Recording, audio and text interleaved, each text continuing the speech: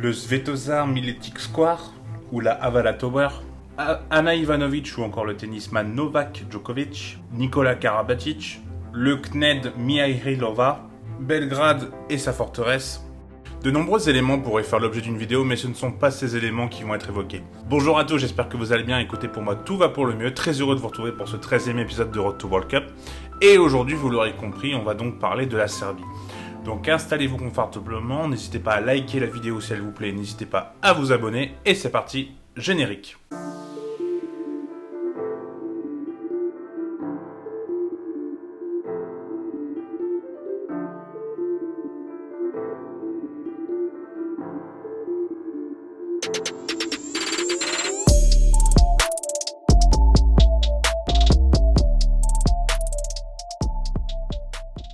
Alors pour l'histoire de la Serbie, c'est un peu particulier car la Serbie est un pays qui est indépendant entre guillemets depuis peu de temps. Avant, ça appartenait à la Yougoslavie où il y avait plusieurs pays. Je vais pas vous faire un cours des géopolitiques, hein, je pense que c'est pas l'endroit ni le lieu, mais voilà, il y a eu la guerre de Yougoslavie en 1990 où pas mal de pays sont devenus indépendants. Et donc la Serbie a participé de façon seule, dirons-nous, à une Coupe du Monde à partir de 2010. Parce que même en 2006, c'était la Serbie-Monténégro. Donc c'était le Monténégro a eu son indépendance il y a quelques années désormais.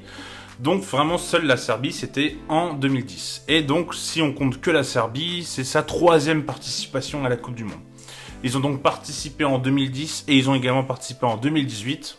Et dans ces deux compétitions, ils n'ont pas passé les poules, donc c'est ce que va tenter de faire cette année la Serbie, c'est de pouvoir passer les poules pour pouvoir faire la meilleure prestation de leur histoire. Même si leur histoire, encore une fois, est plutôt récente. Et justement, est-ce que la Serbie a les armes? Est-ce que la Serbie est en forme pour pouvoir aller loin dans cette Coupe du Monde? Et ben moi, je vous avoue que j'ai plutôt un bon pressentiment pour cette Serbie. C'est un peu, j'en ai parlé dans ma FAQ, si vous l'avez vu, mais je vous avais dit que moi, j'attendais beaucoup de la Serbie. Il y a eu une très belle campagne de Ligue des Nations avec une seule défaite. Ils ont également battu là lors des 2 derniers matchs en septembre, du coup, la Suède et la Norvège chez eux. Donc c'est vraiment des belles performances, même si la Norvège et la Suède ne sont pas qualifiées en Coupe du Monde. Ça reste quand même des belles nations, surtout la Norvège qui a quand même beaucoup de talent. Donc réussir à les battre, c'est vraiment une très belle chose pour eux. Et voilà, cette Serbie, elle va de mieux en mieux. Ils ont le sélectionneur qui est en place, qui est Dragan Stojkovic, qui est une véritable légende là-bas en Serbie, j'allais faire l'amalgame. Et c'était déjà une véritable légende en tant que joueur, et depuis qu'il a repris la sélection, c'est vraiment, il est passé à un statut de Messi, comme m'a dit le comte qui m'a aidé pour pouvoir préparer cette vidéo. Et tout simplement parce qu'en fait il a apporté énormément de rigueur, il a apporté énormément de confiance à son groupe, et c'est vraiment, il fait vraiment du très très bon travail. Et si la Serbie peut paraître comme un très gros outsider, en tout cas une petite surprise dans cette Coupe du Monde, c'est en partie grâce à l'état d'esprit qu'a insufflé son sélectionneur. Car il a pris la sélection après l'Euro 2020 qui a eu lieu en 2021, je ne sais jamais comment on doit l'appeler du coup. Et c'était une équipe qui était un peu moribonde, qui était en manque de résultats, malgré quand même des joueurs avec beaucoup de potentiel et beaucoup de qualité. Et on sent que vraiment il a apporté ce plus, et que cette sélection vraiment elle est en grande forme, et c'est vraiment grâce à son travail. Et comme je l'ai dit, du coup l'effectif a vraiment de la qualité, c'est ce qu'on va voir tout de suite. On part du coup sur un 3-4-1-2, ça va être la tactique qui va être mise en place, hein. Et vous allez voir que cette sélection, vraiment il y a des noms qui vous parlent, et vraiment c'est une sélection qui est plus que correcte.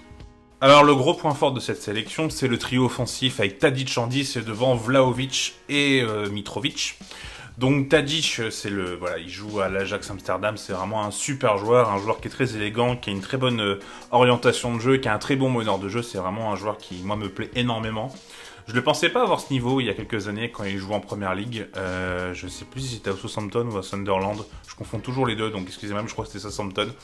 Enfin, je les confondais. Maintenant, je les confonds plus parce qu'il y en a un qui est plus bas que l'autre. Et voilà, Tadic, c'est vraiment le maître à jouer, et le maître, ce sera le meneur du jeu de cette équipe. Et devant, on a donc une doublette Mitrovic-Vlahovic qui peut peut-être paraître par moments pas très complémentaire, mais pourtant ça marche plutôt bien.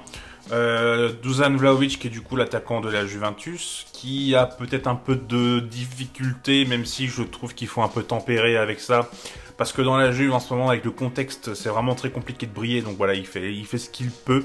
En tout cas, c'est encore un jeune joueur qui a énormément de potentiel, et je pense qu'il va vraiment apporter à cette sélection serbe lors de la Coupe du Monde. Et à ses côtés, on a un homme en forme qui est Mitrovic, qui joue à Fulham, du coup promu en Première Ligue. Moi, Mitrovic, j'ai toujours été dur avec lui, j'ai toujours dit que c'était un attaquant qui brillait plutôt en 2e division, mais qu'en Première Division, il aura un peu plus de mal. Il me fait clairement mentir, car là, il est 2e meilleur buteur avec 9 buts, derrière Haaland, qui est sur une autre galaxie pour le coup. Mais voilà, il fait vraiment un super début de saison avec Fulham. Il marque des buts vraiment très importants. Il est très efficace. Et le trio de la Serbie, ça va vraiment être une très grosse force. Vraiment, je pense que ça va poser beaucoup de problèmes à beaucoup de défenses. Donc voilà, c'est vraiment la grande force de cette sélection. On a également un autre homme force, c'est Sergej Milinkovic-Savic qui joue du coup au milieu, qui joue à la Lazio en Italie. Moi, je suis absolument fan de Milinkovic-Savic. Je suis toujours surpris qu'il soit encore à la Lazio, sans manquer de respect à la Lazio, mais j'ai l'impression qu'on en entend toujours parler dans plusieurs clubs et finalement il reste à la Lazio, bon, notamment en partie parce que le board lazial ne veut pas le laisser partir voilà, pour des bouchées de pain et propose vraiment des montants peut-être un peu trop hauts pour lui.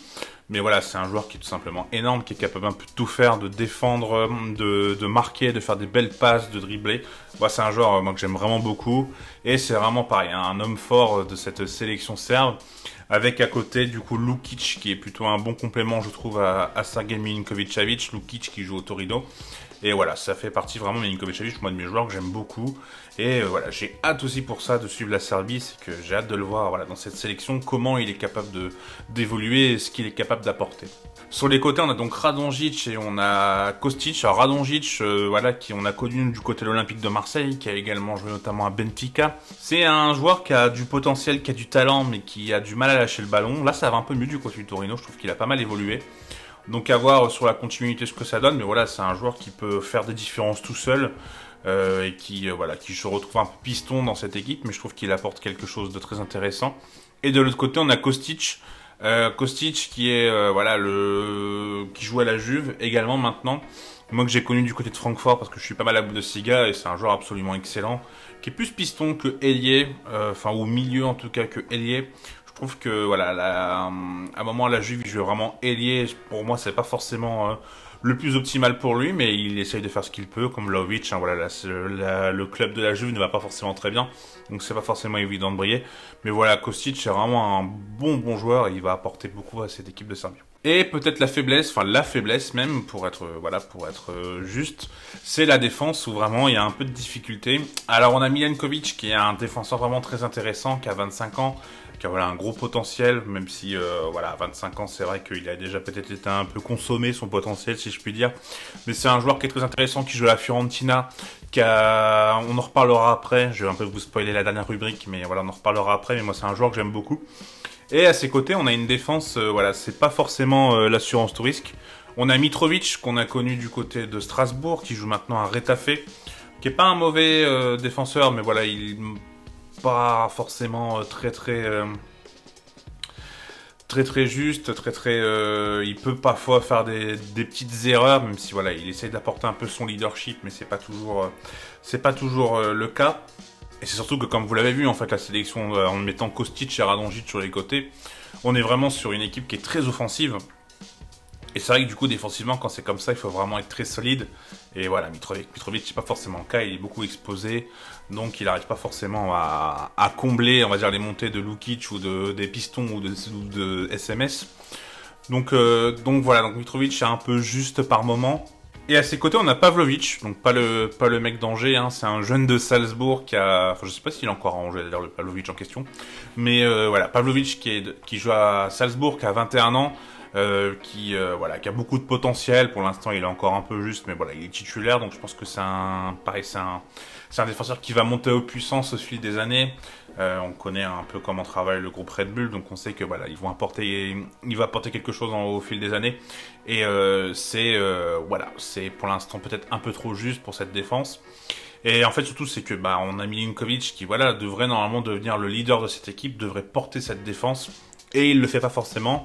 Et c'est peut-être là où il y a un peu des lacunes dans cette défense et qui manque peut-être d'un vrai leader technique. C'est pour ça que cette défense est pas forcément très folle. Et au but, on a Milinkovic-Savic, donc le frère de Sergej, qui s'appelle Vanja, excusez-moi si je le prononce mal, qui joue au Torino également, qui est plutôt bon, qui fait plutôt une bonne saison. Donc voilà, donc à voir ce qu'il va pouvoir apporter, même si c'est pareil, il concède beaucoup d'occasions du coup dans cette équipe serbe. Mais voilà, est-ce qu'il va être décisif ou pas? Il est capable de l'être, donc à voir dans cette compétition. Dans la poule, du coup, on va avoir le Brésil, la Suisse et le Cameroun. Et pour la Serbie, ça va pas forcément être simple de se qualifier, même si pour moi c'est possible. Comme je l'ai dit du coup dans l'épisode du Cameroun, je pense que le Cameroun est peut-être un petit peu en dessous, même si voilà, il y a vraiment des grosses qualités du côté du Cameroun et ils sont capables, voilà, avec leur fighting spirit, si je puis dire, de renverser voilà des équipes. Le Brésil me semble être un favori assez naturel et ça va du coup se jouer un peu contre la Suisse. J'ai pas encore bossé sur la Suisse pour être tout à fait honnête. Et c'est pas une sélection que j'ai beaucoup suivi dernièrement. Donc je sais pas ce qu'elle vaut, mais voilà, de ce que j'ai pu entreapercevoir, ça a l'air d'être un peu voilà, un match égal entre la Suisse et la Serbie. Et je pense que la Serbie est capable de pouvoir poser beaucoup de difficultés à l'équipe de Suisse. Et c'est pourquoi la Serbie est capable de, pour la première fois de son histoire, en tout cas en tant que Serbie indépendante, si je puis dire, de devenir le numéro 2 de ce classement. Et du coup de venir voilà, passer pour la première fois en huitième de finale. Et pour le joueur à suivre, donc le joueur à suivre, c'est une rubrique, c'est pas forcément le joueur majeur qui est à suivre, même si là, en l'occurrence, c'en est un peu un. Mais voilà, cette rubrique, on parle ou soit d'un jeune, soit d'un joueur que j'aime beaucoup et que j'ai envie de vous faire découvrir. Et aujourd'hui, j'ai envie de vous parler du coup de Milenkovic. Alors, comme je l'ai dit, Milenkovic, du coup, il joue à la Fiorentina, il a 25 ans. C'est un défenseur qui est très bon en duel aérien, qui est très bon en qualité de relance. C'est un joueur qui casse des lignes, qui est capable de faire voilà, des passes de 30 mètres de façon très précise, de faire être transversale, de renverser le jeu. C'est très important, il est également très bon à l'interception. Voilà, moi c'est un défenseur que j'aime vraiment beaucoup, qui joue en général plus à droite du coup dans une défense à 3, qui apporte vraiment pas mal de bonnes choses. C'est un défenseur peut-être qui est un peu trop agressif par moment. Enfin, quand je dis agressif, c'est pas dans le sens forcément mauvais, mais il peut des fois faire des interventions qui sont peut-être un peu trop rugueuses et ça peut du coup, il arrive à avoir quand même assez souvent des cartons et ça peut poser quelquefois problème, surtout dans une Coupe du Monde. Voilà, faudrait pas qu'il se retrouve suspendu ou pour un match ou autre à cause de ce problème d'agressivité, parce que voilà, comme on l'a dit, il y a des lacunes dans la défense de la Serbie. Mais en tout cas, voilà, je pense que moi j'aimerais bien le voir partir de la Fiorentina, même si bon, la Fiorentina pour l'instant fait une très belle saison. Mais voilà, la Fiorentina, peut-être que Milenkovic devrait passer un cap supérieur. En tout cas, j'espère voilà que on verra Milenkovic briller dans cette Coupe du Monde, qui sera capable de prendre le leadership. Comme je l'ai dit, pour l'instant, c'est pas forcément le cas. Et voilà, en tout cas, c'est vraiment un très bon défenseur qui est pas assez connu à mon goût. Et je trouve que voilà, c'est pour ça que ça me semble important d'en parler et de vous présenter du coup Milenkovic. J'espère que cette vidéo vous aura plu. Écoutez, un grand merci au compte dédié au foot serbe. Je vous montre le nom et je vous mettrai le lien en description. Je ne le prononce pas parce qu'il y a de grandes chances que je le prononce mal. Donc voilà, c'est pour ça que je vous le montre à l'écran. En tout cas, si la vidéo vous a plu, n'hésitez pas à liker, n'hésitez pas à vous abonner. Dites-moi, vous, ce que vous pensez de la Serbie. Est-ce que, comme moi, vous pensez qu'ils sont capables d'être un peu la surprise de ce mondial, ou au contraire, pas du tout? Vous pensez, par exemple, que la Suisse ou le Cameroun vont les sortir directement des poules? En tout cas, voilà, moi, n'hésitez pas. Moi, je lis les commentaires. Hein, je réponds pas toujours forcément, parce que il commence à en avoir de plus en plus, et d'ailleurs, merci pour ça. Mais voilà, c'est toujours intéressant d'avoir vos avis, donc n'hésitez pas. En tout cas, on se retrouve très bientôt. Il y aura un autre Road to World Cup. Après, il y aura d'autres vidéos. Il me reste 20 Road to World Cup à faire. Enfin, 19 après cette vidéo. En moins d'un mois. Donc, ça va charbonner. Il y en a déjà qui sont en cours de préparation pour rien vous cacher. En tout cas, je vous souhaite une très bonne journée ou une bonne soirée en fonction à l'heure où vous regardez cette vidéo. Et je vous dis à bientôt. Tchuss!